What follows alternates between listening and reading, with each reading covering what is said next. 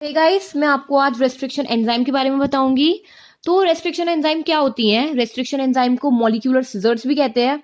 अभी इसका इतना मिस्टीरियस सा नाम क्यों है मॉलिक्यूलर सिजर्स, वो भी मैं आपको अभी बताऊंगी। अभी मॉलिक्यूलर सिजर्स इसे इसलिए कहते हैं क्योंकि ये जो है डीएनए को कट करता है। It is a scissor of DNA.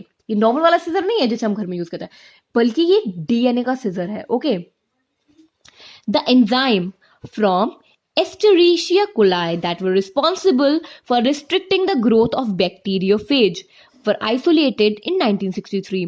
अभी जो एंजाइम है जो एस्टेरिशिया कोलाई को की ग्रोथ को एस्टेरिशिया कोलाई में बेसिकली ये दो एंजाइम पाई जाती है जो कि बैक्टीरियोफेज की ग्रोथ को रोकती है। ठीक है, वो दो एंजाइम साइंटिस्ट ने निकाल ली। कौन थे वो scientist? Stanley Cohen and Herbert Boyer.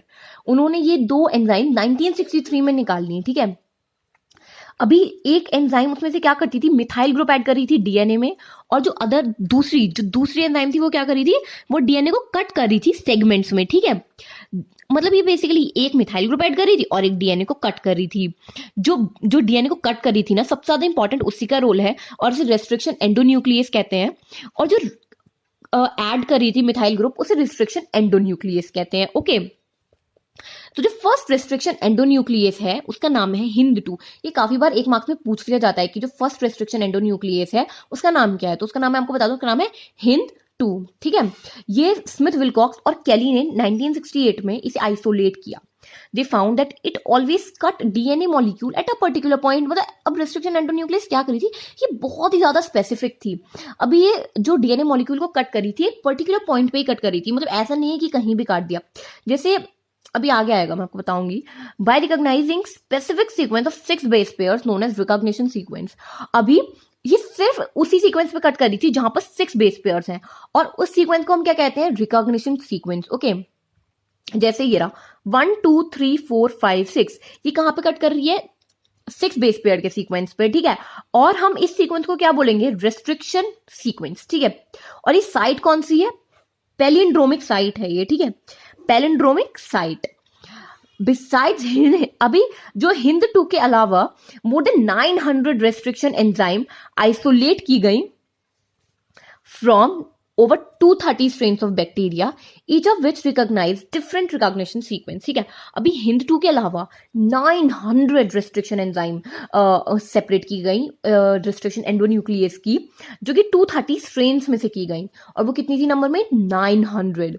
Each of which recognise different recognition sequence, जो कि हर एक एंजाइम डिफरेंट रिकॉग्निशन सीक्वेंसेस को डिटरमाइन करी थी। अभी मैं आपको डायग्राम दिखाती हूँ।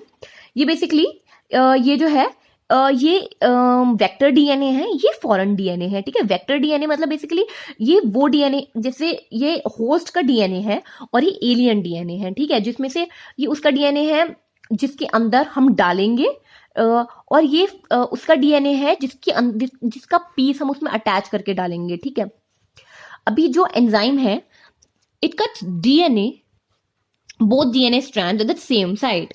मतलब यहाँ पे जीसी है, तो ये जब कट करेगी ना, आप जैसे नेक्स्ट में देख सकते हैं, ये जब कट करेगी तो यहाँ पे जैसे ये 1 2 3 4, अभी 4 के उस पे कट किया है इसने, तो जीसी यहाँ पे है और यहाँ पर भी जीसी है, जीसी पर इसने कट किया है। ठीक है, मतलब ऐसा नहीं है कि इसे जीसी पे कट किया है और इसे टीए पे कट किया है, दोनों को सेम साइड पे कट किया है। अभी इसने जो दोनों को कट किया है, ये जो एंड्स है ना, ये स्टिकी एंड्स है। ठीक है, स्टिकी एंड्स है ये जो एंड है ये स्टिकी एंड्स है, क्योंकि ये आगे जाके जब अटैच होंगे दोनों, जब ये 2 है, अभी जब ये 1 बन जाएंगे, 1 बन जाएंगे, तो ये इन स्टिकी एंड्स की हेल्प से ही बनेंगे। अभी स्टिकी एंड्स हैं तो ये एक दूसरे से अटैच होने में ये बहुत हेल्प करता है, और डीएनए लाइगेज भी इसी की वजह से वर्क करता है। और एक दूसरे से कैसे अटैच हो जाता है, थ्रू हाइड्रोजन बॉन्ड, हमने चैप्टर 6 में पढ़ा था।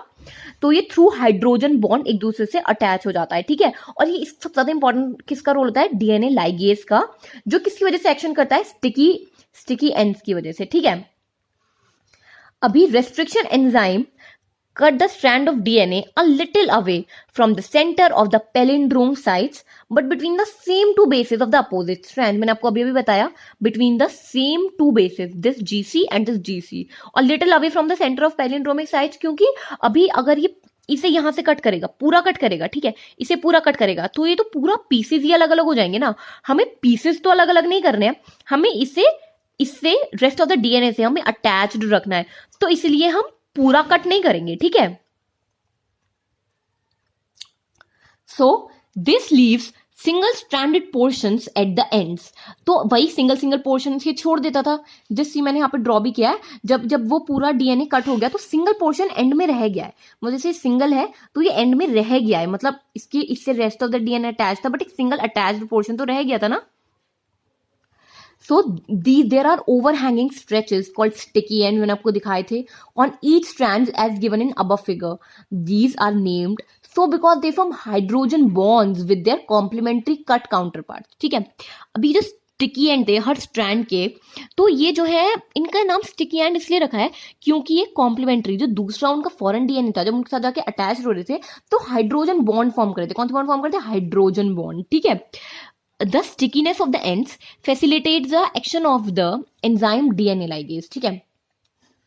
अभी जो इनका स्टिकीनेस था वो डीएनए लाइगेज एंजाइम की वजह, मतलब DNA ligase stickiness of the enzyme of the ends की वजह से वो एक्शन कर पा रहा था, एक्ट कर पा रहा था। अगर वो स्टिकी एंड नहीं होंगे तो डीएनए लाइगेज भी नहीं एक्ट कर पाएगा, मतलब स्टिकी एंड्स का होना बहुत जरूरी है डीएनए लाइगेज के एंड एक्शन के लिए, ठीक है। Restriction endonucleases are used in genetic engineering to form recombinant molecules of DNA which are composed of DNA from different sources or genomes. So again, जो रिस्ट्रिक्शन एंडोन्यूक्लियस होता है ना वो जेनेटिक इंजीनियरिंग में यूज आते हैं रिकॉम्बिनेंट मॉलिक्यूल फॉर्म करने के लिए डीएनए के, ठीक है, जो कि डीएनए से बने होते हैं फ्रॉम डिफरेंट सोर्सेज और जीनोम्स। अब सबसे ज्यादा इंपॉर्टेंट रोल रिस्ट्रिक्शन एंडोन्यूक्लियस का है रिकॉम्बिनेंट मॉलिक्यूल फॉर्म करने में, क्योंकि अगर रिस्ट्रिक्शन एंडोन्यूक्लियस बेसिकली कट करने का काम करते हैं दो डीएनए को, ठीक है। अगर दो डीएनए रिस्ट्रिक्शन एंडोन्यूक्लियस से कट ही नहीं होंगे तो वो स्टिक कैसे होंगे एक दूसरे से। तो रिस्ट्रिक्शन एंडोन्यूक्लियस का सबसे ही ज्यादा मतलब इंपॉर्टेंट रोल है बेसिकली फॉर्म करने में रिकॉम्बिनेंट मॉलिक्यूल ऑफ डीएनए, जो कि डीएनए से बनता है और डिफरेंट सोर्सेज और जीनोम से बनता है, ठीक है। These sticky ends are complementary to each other when cut by same restriction enzyme, therefore can be joined together using DNA ligase end to end. So basically अभी क्या कह रहे हैं, ये कह रहे हैं कि ये जो मतलब sticky end होते हैं ये complementary होते हैं, मतलब अगर एक दूसरा, जैसे एडेनिन जो है, नहीं जैसे साइटोसिन है वो ग्वानिन के साथ ही बॉन्ड बनाएगा, तो जो साइटोसिन के साथ जो अटैच होगा ना दूसरे, ये जो मैं आपको एक मिनट आपको फिगर में दिखाती हूँ मैं, वेट। तो जैसे इसमें है GCTTAA, तो अभी जो इसके साथ अटैच होगा ना टी के साथ वो ए अटैच होगा, इस वाले टी के साथ ये वाला ए अटैच होगा, ठीक है, क्योंकि जैसे गुआनिन साइटोसिन के साथ बॉन्ड करता है ना, ये वाला इसके साथ बॉन्ड करेगा, ये वाला इसके साथ बॉन्ड करेगा, ये इसके कॉम्प्लीमेंट्री है, ठीक है, तो ये दोनों साथ ही अटैच होंगे, जैसे ही कहना चाह रहे हैं। तो आई होप आपको रिस्ट्रिक्शन एंजाइम का टॉपिक क्लियर हो गया और आगे जाके अब आपको कोई प्रॉब्लम ना पड़े। So do like and subscribe to my channel, okay.